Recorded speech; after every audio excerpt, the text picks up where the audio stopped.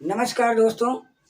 उम्मीद है आप सभी लोग अच्छे होंगे और स्वस्थ होंगे और अपनी एग्जाम की तैयारी कर रहे होंगे। आज मैं आपके लिए बहुत ही इम्पोर्टेंट क्वेश्चन लेकर आया हूं, जो आपकी एग्जाम में बिल्कुल डेफिनेटली आएगा ही। निम्नलिखित रासायनिक अभिक्रियाओं के संतुलित समीकरण लिखिए।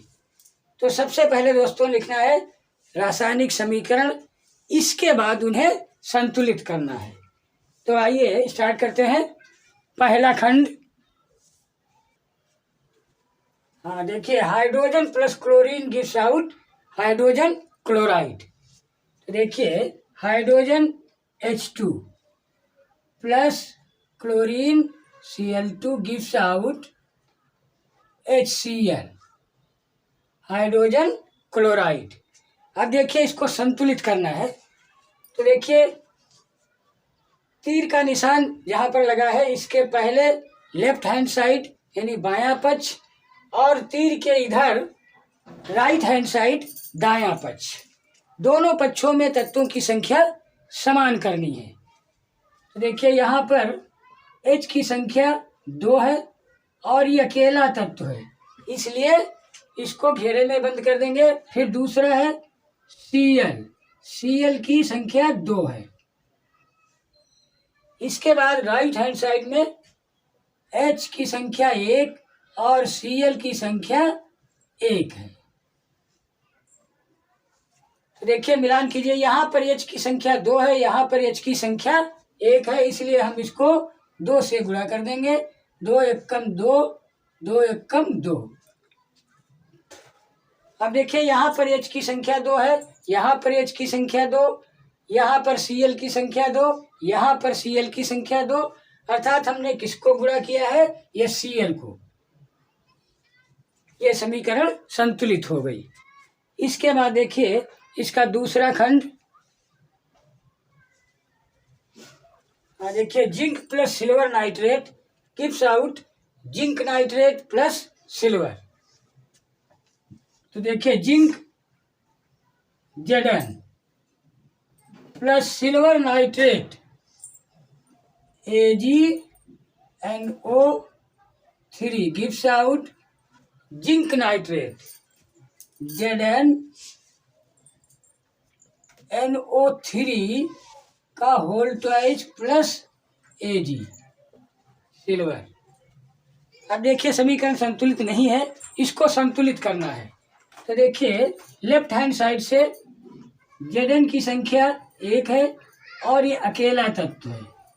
फिर देखिए, Ag की संख्या 1, N की संख्या 1 है और O की संख्या 3 है। अब राइट हैंड साइड में Zn की संख्या 1, N की संख्या 2 है, क्योंकि यहाँ पर N के बाहर होल ट्वाइस लगा है, तो इसलिए 2 से पूरे को गुणा करना होता है। तो यहाँ पर N की संख्या 2 हो गई और O की संख्या 2 3 6 हो गई। इसके बाद देखिए, Ag की संख्या 1 है। अब देखिए, यहाँ पर Zn की संख्या 1, Zn की संख्या 1, Ag की संख्या 1, Ag की संख्या 1, N की संख्या 1 है, यहाँ पर 2 है, इसलिए हम इसको 2 से मल्टीप्लाई कर देंगे। तो देखिए, Ag की संख्या 2 हो गई, N की संख्या 2 एकम 2 और O की संख्या 6 हो गई। 2 3 6। अब देखिए, Ag की संख्या यहाँ पर 1 है, यहाँ पर 2 से मल्टीप्लाई कर देंगे, यहाँ पर Ag की संख्या भी 2 हो गई। तो यहाँ पर हमने मल्टीप्लाई किया है 2 से और AgNO3 को किया है 2 से। समीकरण संतुलित हो गई। इसके बाद देखिए, इसका तीसरा खंड, हाँ देखिए, तीसरा खंड, magnesium plus hydrogen chloride gives out magnesium chloride plus hydrogen. देखिए, Mg plus hydrogen chloride HCl gives out magnesium chloride MgCl2 plus H2 hydrogen. जैसे तीर का निशान ऊपर की ओर अगर लगा है तो समझ लीजिए गैस है, और अगर नीचे की ओर लगा होता है तो अवक्षेप होता है। देखिए इसमें समीकरण केवल H की संख्या बराबर नहीं है, इसलिए यहाँ पर हम 2 से मल्टीप्लाई कर देंगे। H की संख्या 2 हो गई, Cl की संख्या 2 हो गई, Cl की संख्या 2 है, H की संख्या 2 है। समीकरण बिल्कुल संतुलित हो गई। इसके बाद देखिए तीसरा खंड,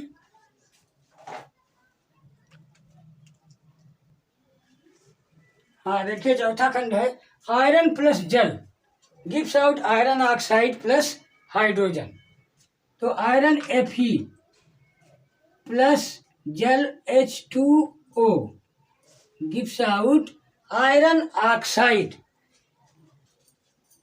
Fe3O4 प्लस H2।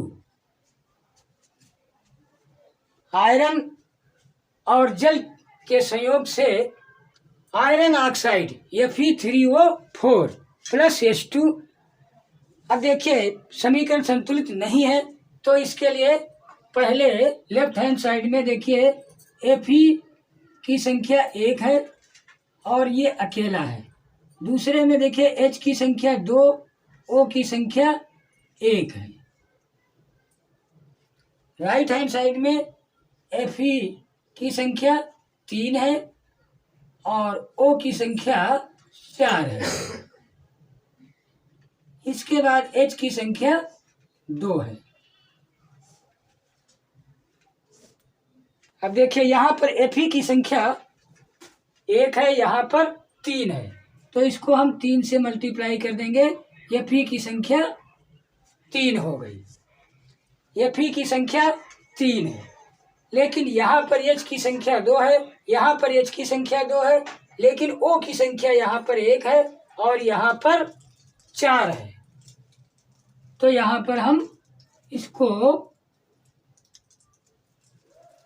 यहाँ पर O की संख्या 4 है, लेकिन यहाँ पर 1, यहाँ पर इसको 4 से मल्टीप्लाई कर देंगे तो H की संख्या हो गई 8 और O की संख्या हो गई 4।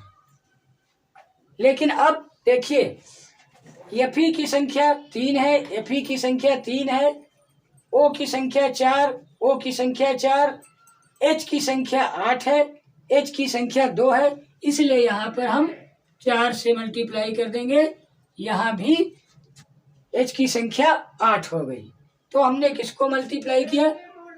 4 से इसको किया, Fe को 3 से और H2O को 4 से किया।